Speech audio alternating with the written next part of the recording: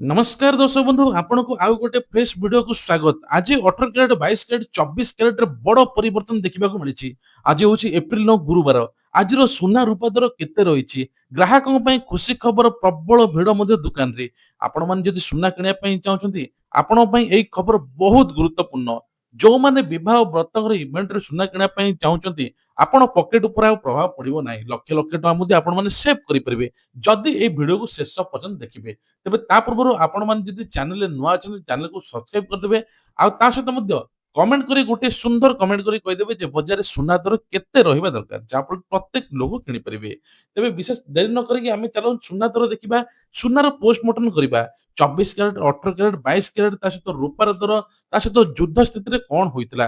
देखंतु आज होची एप्रिल 9 24 कैरेट मूल्य 15383 22 कैरेट मूल्य 14101 एवं 18 कैरेट मूल्य 11538। बास कथा एतिकी नुहे आमे पूरा 24 कैरेट डिटेल पोस्टमार्टम करिबा केते कोन अछि सब डिटेल जानिले आपण माने मधे लाभवान होई परिबे। देखो 24 कैरेट मूल्य अछि 15383 24 कैरेट रो 1 ग्राम पिछा। अब 24 कैरेट रो 8 ग्राम पिछा अछि 1,23,064 एवं 10 ग्राम पिछा अछि देखंतु 1,53,830।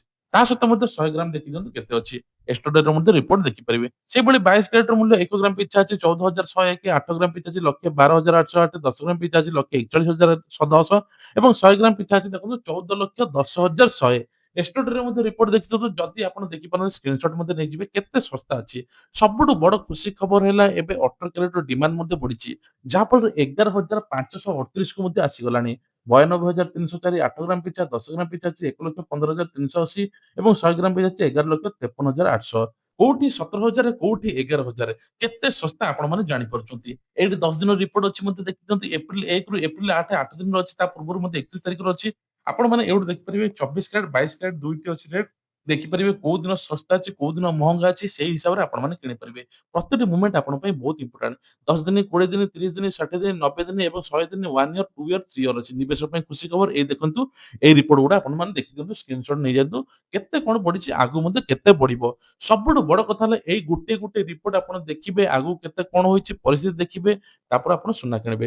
हाईएस्ट डेट देखंतु 15,296 थिला और लोएस्ट अछि देखंतु एबे 13,655 11 मधे आज ହେଇଛି 11,000 केते ଅଛି 18 कैरेट ର ମାନେ ଭାବନ୍ତୁ କେତେ ପରିମାଣରେ କମୁଛି। ତ ତା ସହିତ ମଧ୍ୟ ଏବେ ରୂପାର ଦର ଦେଖିଦେବା ସିଲଭର କେତେ ଅଛି ଗ୍ରାମ ପିଛା ଅଛି 265 ଟଙ୍କା 10 ପଇସା 1 କିଲୋଗ୍ରାମ ଅଛି 2,65,100। ତେବେ ସବୁଠୁ ବଡ କଥା ହେଲା ଆମେ ଦେଖିଥିବା ରୂପାର କେମିତି କଣ ରୂପାର ଏବେ ବି ଡିମାଣ୍ଡ ବଢୁଛି। ରୂପାର 10 ଦିନ ରିପୋର୍ଟ କେତେ ଅଛି ଆମେ ସେଇଠୁ ମଧ୍ୟ ଦେଖିଦବା। ସବୁଠୁ ଭଲ କଥା ହେଲା ଆମେ ଯୋଉ ରୂପା ଯୋଉ କିଣୁଛେ ରୂପାର ପ୍ୟୁରିଟି ମଧ୍ୟ ଆପଣ ଚେକ୍ କରିବେ। ରୂପାର ମଧ୍ୟ ଆଜିକାଲି ଫ୍ରଡ୍ ମଧ୍ୟ ବାହାରୁଛି। ସୁନା ଯେମିତି ଫ୍ରଡ୍ ବାହାରୁଛି ରୂପାର ମଧ୍ୟ ବାହାରୁଛି।